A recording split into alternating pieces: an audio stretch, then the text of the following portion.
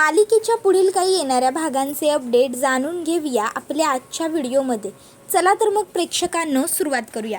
तर आपण इथे पाहतोय की आता इंद्रजितच्या कारखान्यामध्ये कंपनीमध्ये आता पूजा ठेवलेली आहे सत्यनारायणाची। आता त्या पूजेच्या दिवशीच आपण इंद्रजितला फिदा करायचं असं आता इकडे तनिषाने ठरवलंय। इंद्रजितला फिदा करण्यासाठी आता तिने फिक्कट गुलाबी रंगाची सुंदर अशी साडी नेसलेली असते, जेणेकरून इंद्रजित तिला बघेल आणि बघता क्षणी तिच्या प्रेमात पडेल, त्याला ती आवडेल, त्याला जुने कॉलेजचे दिवस आठवतील वगैरे वगैरे असं सगळं तिला वाटलेलं असतं। पण या सर्व गोष्टींचा मुळात काही उपयोग नसतो, कारण तसं काही तिने ठरवल्याप्रमाणे घडतच नाही। कारण इंद्रजित याच्याबरोबर राणीसुद्धा त्या पूजेसाठी आलेली असते आणि इंद्राची नजर राणीवरून काहीही केल्या हटत नसते, कारण राणी खूप जास्त सुंदर दिसत असते। राणीने जांभळ्या रंगाची सुंदर साडी नेसलेली असते, छोटेसे नाजूक असे दागिने घातलेले असतात आणि इंद्रजित आणि तिने ट्विनिंग केलेलं असतं। आता ते दोघं जण तिथे पोहोचता क्षणी लोक कौतुक करू लागतात आणि म्हणत असतात की खरंच राणी आणि इंद्रजित खूप सुंदर दिसत आहेत। दोघांची जोडी म्हणजे लक्ष्मी नारायणासारखी, दोघांना म्हणजे एकमेकांबरोबरच बघितलं तरच छान दिसतील, एकमेकांशिवाय दोघंही अपूर्णच वाटतील। आता हे सगळं बघून खरं तर तनिषाला राग येत असतो। मग तनिषा इंद्रजितच्या समोर येते आणि म्हणते हाऊ आय एम लुकिंग। त्यावर इंद्रा म्हणतो wow really you are looking very nice. त्याबरोबर आता ती म्हणते नक्की ना। त्यावर इंद्रजित म्हणतो हो छान दिसतेस खरंच। त्याबरोबर आता लगेचच अजित म्हणतो इंद्रजित दादा पण आमची राणी वहिनीसुद्धा काही कमी नाही बरं का। त्यावर इंद्रा म्हणतो माझ्या नजरेत राणीची तुलना कोणाबरोबरच होऊ शकत नाही, माझ्या नजरेत फक्त राणी आणि राणीच आहे। हिला तर मी फक्त कॉम्प्लिमेंट दिली, पण राणीपेक्षा जास्त सुंदर ह्या जगात माझ्यासाठी कोणी नाही आहे, तिची तुलनाच होऊ शकत नाही, म्हणून मी हिला सुंदर म्हटलं। त्याबरोबर हे ऐकून तर आता तनिषाला खूप राग येतो, म्हणजे मी राणीपेक्षा कमी सुंदर आहे का इंद्रजित, असं तनिषा मुद्दामूनच इंद्राला विचारते। त्याबरोबर इंद्रा म्हणतो की हो माझ्या नजरेत तरी तू राणीपेक्षा कमीच सुंदर आहेस, कारण माझ्या नजरेत राणीपेक्षा उपर कोणीही नाही, असं इंद्रजित म्हणतो। त्याबरोबर इथे आता तनिषाला खूप आणि खूपच जास्त राग आलेला असतो। त्यानंतर मग आता इकडे दुसऱ्या बाजूला आता पूजेची वेळ आलेली असते, तर इंद्रजित राणीला म्हणतो राणी चल पूजेला बसायचं आहे ना आपल्याला।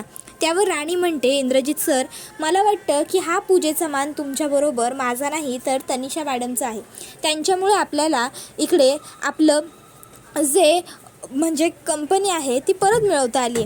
त्याबरोबर इकडे लगेचच राणीला हे जे वाक्य असतं ते बोलल्यावर थोडं वाईट वाटतं खरं, पण तरीही राणी तनिषाला तिचा मान देऊ पाहते। तर इंद्रजितला मात्र राणीचं हे म्हणणं बिलकुलच पटलेलं नसतं। इंद्रजित म्हणतो राणी अगं पण। त्याबरोबर आता राणी म्हणते इंद्रजित सर। त्याबरोबर लोकसुद्धा आता राणीच्या मनाचं सौंदर्य पाहून राणीचं कौतुक करतात आणि म्हणतात खरंच राणी किती स्वच्छ, चांगल्या आणि नितळ मनाची आहे, म्हणजे तिने कुठचाही मागचा पुढचा विचार न करता सहजपणे इतक्या साध्या आणि सोप्या पद्धतीत तनिषाला मान दिला। आता पुन्हा एकदा राणीच्या ह्या मनाच्या सौंदर्याचं कौतुक पाहून तनिषाला राग येतो आणि तनिषा आता म्हणत असते बास पुरे करा। त्याबरोबर सगळीजणं आता तिच्याकडे बघतात, सगळ्यांनाच आश्चर्य वाटतं की ही तनिषा एवढ्या मोठ्याने का ओरडली।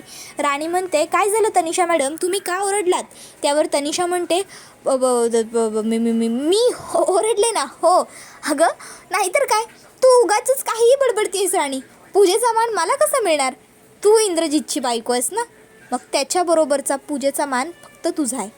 खरं तर हे सगळं बोलताना तनिषाला खूप हर्ट होत असतं, पण हे सगळं बोलण्या वाचून तिच्याकडे काही दुसरा पर्यायही नसतो, त्यामुळे ती हे सगळं बोलत असते। त्यानंतर मग आता लगेचच राणी म्हणते हो पण आज तुम्हाला हा मान मिळायला हवा, आज तुम्ही तसं काम केलेलं आहे, तुम्हाला मान मिळण्यालायक। त्याबरोबर लगेचच इंद्रा आता खरं तर राणीचं हे मत ऐकून म्हणणं ऐकून नाराज झालेला असतो, पण आता त्याला राणीला काही बोलतासुद्धा येत नसतं। पण मग इंद्रजितची नाराजी अजितने आणि वृंदा काकूने, आबांनी, आईनी सगळ्यांनीच ओळखलेली असते। त्याबरोबर मग आता लगेचच ते लोक म्हणतात की एक मिनिट माझ्याकडे एक उत्तम पर्याय। आता वृंदा काकूने हे असं म्हटल्यावर सगळे विचारतात काय। त्याबरोबर मग वृंदा काकू म्हणते की अगं राणी, असं काय करतेस? ही तुमच्या लग्नानंतरची पहिली सत्यनारायणाची पूजा आहे आणि खरं जर बघायला गेलं ना तर सत्यनारायणाची पूजा घालण्याचा हक्क फक्त लग्न झालेल्या जोडप्याचा असतो. म्हणून मग तुम्ही दोघांनीच या पूजेला बसा. आणि राहिला प्रश्न तनिषाला मान मिळायला हवा याचा, तर तनिषाला नंतर प्रसाद वाटू देत की.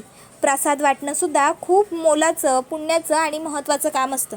प्रसाद वाटणाऱ्याला पुण्य मिळतं गं. तनिषाच्या पदरात पडू दे की पुण्य, आणि मग तनिषाचंही पुढच्या वर्षी लग्न होऊ दे आणि ती आपल्या घरी जोड्याने सत्यनारायणाच्या पूजेला येऊ दे. मग देऊ की आपण नव्या जोडप्याला पूजेचा मान. काय तनिषा, चालेल ना तुला? आता मात्र खरं तर तनिषाच्या कपाळात आठ्या पडलेल्या असतात. त्याबरोबर गावातली लोकंसुद्धा हो हो, सगळ्यांना आम्हाला हेच बरोबर वाटतंय, हेच बरोबर आहे, हेच बरोबर आहे असं म्हणतात. मग आता इकडे खूपच जास्त राग आलेला असतो इथे तनिषाला. तर राणी म्हणते, तनिषा मॅडम तुम्हाला काही हरकत? त्यावर तनिषा म्हणते, छे ग छे, मला काही हरकत असणार आहे? उलट माझ्या मित्राला त्याच्या बायकोबरोबर छान जोडीने पूजा करताना पाहून मला तर छानच वाटेल ना. कर कर, तूच कर इंद्राबरोबर पूजा, मला नको हा पूजेचा मान. त्यानंतर मग आता लगेचच पूजेचा मान हा राणी आणि इंद्रजितला मिळतो. आता दोघं नवरा बायको छान पूजेला एकत्र बसतात. पूजा वगैरे संपन्न होते. त्यानंतर वेळ आलेली असते ती म्हणजे प्रसादाची. इंद्रजित म्हणतो, तर भोजन आपण ठेवलेलं आहे, तर मी असं सगळ्यांनाच रिक्वेस्ट करतो की सगळ्यांनी जेवल्याशिवाय, प्रसाद घेतल्याशिवाय कुणीही जाऊ नका. त्यानंतर जेवणाच्या पंक्ती बसल्या जातात. आणि आता जेवणाच्या पंक्ती बसल्याच्या नंतर मग इथे जी आता तनिषा आहे तिला वाढण्याचा मान दिला जातो. तनिषाबरोबर आता राणीसुद्धा जेवण वाढायला येते. आता इकडे राणीच्या हातामध्ये गरम गरम डाळीची बादली असते आणि तनिषाने बरोबर आचारच घेतलेलं असतं वाढायला. आता राणी जेवण वाढत असताना मुद्दामून तनिषा तिच्या पायात पाय अडकवून तिला पाडायला जाते. पण आता त्याचवेळी तनिषाचाच पाय तिच्याच साडीत थोडासा गुंतवतो आणि तिला राणीचा फक्त हात लागतो. आता राणीच्या हातात ज्या गरम बादली असते डाळीची, त्याच हाताला धक्का लागल्यामुळे ती बादली राणीच्या हातातून थोडी हेसळली जाते आणि त्यामुळे तनिषाच्या पायावरती गरम गरम डाळ सांडते, वाफा येत असलेली डाळ. त्याचबरोबर तिच्या साडीवरही ती डाळ सगळी उडते. त्यामुळे तनिषाला भाजलेलं असतं बऱ्यापैकी. आणि आता ती जो म्हणजे हा बदला घ्यायला निघालेली असते राणीने न केलेल्या गुन्ह्यासाठी, त्याच्याबद्दल तिलाच आता एक जबरदस्त शिक्षा मिळालेली असते. आता राणीकडून डाळ सांडल्यानंतर तनिषाला राग येतो आणि तनिषा आता म्हणत असते, राणी काय केलंस तू हे? तुला माहिती आहे का ही केवढ्या महागाची साडी होती माझी? त्याबरोबर राणी म्हणत असते की सॉरी तनिषा मॅडम, पण अहो या सगळ्यामध्ये माझी खरंच काही चूकच नाही आहे. अहो तुमचाच धक्का लागला मला आणि त्यामुळे माझ्या हातातून चुकून ही बादली सरकली आणि म्हणूनच मग मी धक्का लागून तुमच्या अंगावर ही डाळ सांडली. खरंच मी जाणून बुजून असं काहीही केलेलं नाही आहे. प्लीज तुम्ही रागवू नका, आपण धुवून घेऊयात साडी जरा पाण्याखाली, म्हणजे तुम्हाला बरं वाटेल. पायाला सुद्धा खूप भाजलं आहे का तुमच्या? बघू मला. तनिषा म्हणते, गप्प बस गं, उगाचच नाटकं करू नकोस माझी काळजी दाखवण्याचं. आता एवढ्या माणसांच्या समोर तनिषा राणीला हे असं उद्धट बोलल्याबरोबर मग मात्र इंद्रजितला राग येतो. तो पुढे सरसावतो आणि म्हणतो, हाऊ डेअर यू तनिषा, तुझी हिंमत कशी होते राणीबरोबर या भाषेत बोलण्याची? नाही, आय अग्री की राणीची चूक झाली असेल, चुकून तुझ्या अंगावरती डाळ सांडली असेल, बट इफ ती सांगते की तिने जाणून बुजून काही केलेलं नाही आहे, तर तुला कळत नाही आहे का? राणी असं मुद्दाम काहीच करणार नाही, समजलं? पहिली गोष्ट, तुझाच तिला धक्का लागला आणि म्हणून डाळ सांडली, बरोबर ना? मग तरीही तू राणीवरती आवाज चढवून का बोलतेस? तनिषा म्हणते, इंद्रजित अरे मला भाजलंय बघ किती. इंद्रा म्हणतो, आय नो तुला भाजलंय आणि त्याबद्दल मी नाही म्हणत सुद्धा नाही आहे. खरोखर तुला भाजलंय आणि ते मला दिसतंय सुद्धा. पण याचा अर्थ असा होत नाही की तुझ्या तोंडाला येईल तसं तोंडाला येईल, ते तोंडाला येईल तेव्हा तू राणीला बडबडशील, कळलं का? त्याबरोबर मग मात्र तनिषाला आणखीनच इंद्राचा सुद्धा खूप राग येतो. तनिषा रागारागात तिकडनं निघून जाते. त्याबरोबर इंद्रजित राणीच्या डोळ्यात आलेलं अश्रू पुसतो आणि म्हणतो, तू ठीक आहेस ना? तुला काही झालेलं नाही आहे ना?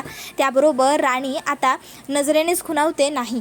आणि त्यानंतर इकडे राणी इंद्रजितला मिठी मारते. इंद्रासुद्धा राणीला जवळ घेऊन शांत करत असतो.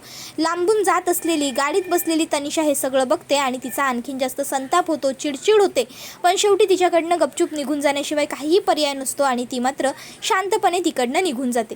त्याबरोबर हा व्हिडिओ इथेच संपतो. व्हिडिओ आवडला असेल तर व्हिडिओला लाईक करा, चॅनलवर नवीन असाल तर चॅनलला सबस्क्राईब करा. आता तनिषा तिच्या या अपमानाचा बदला घेण्यासाठी पुढे काय चाल खेळणार, तुम्हाला काय वाटतं हे आम्हाला कमेंटमध्ये सांगाच. पण नक्की पुढे काय घडतं हे जाणून घेण्यासाठी आजच आपल्या चॅनलला सबस्क्राईब करून ठेवा. चला तर मग आजच्या पुरतं इथेच थांबूया. पुढचा व्हिडिओ येईपर्यंत टाटा बाय बाय, धन्यवाद, take care all of you. Video आवडला असेल तर लाईक नक्की करा.